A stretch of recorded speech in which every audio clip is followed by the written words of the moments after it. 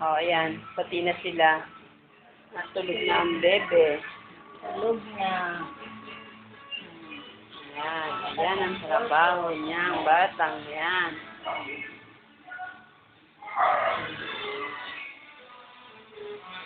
Ayan.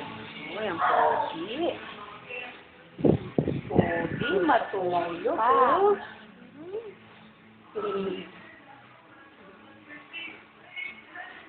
Okay. Eating time. Baba mo na yan, kain na.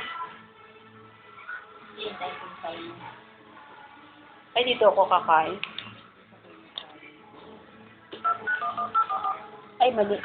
Si Tita Mila ako napatawag.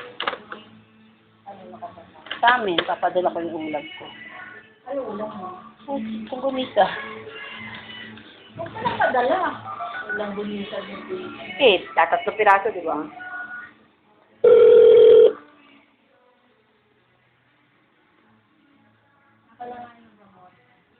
Nak, padala mo di. Ay, sabihin mo nga, padala dito yung ulam ko dito na ako kakain. Oo. Ha? Oo, ulam lang. Oo nga, padala mo nga, itatatlong piraso dito, makapag-away pa ako. Eh, kung ano yung nilaan sa akin dyan? Okay, padala mo na, bago ako umuwi. Dito na kakain kasi kakain na sila, sabay na ako, wala na ako kasabay dyan. Okay. Bye-bye. Okay. Bye-bye na.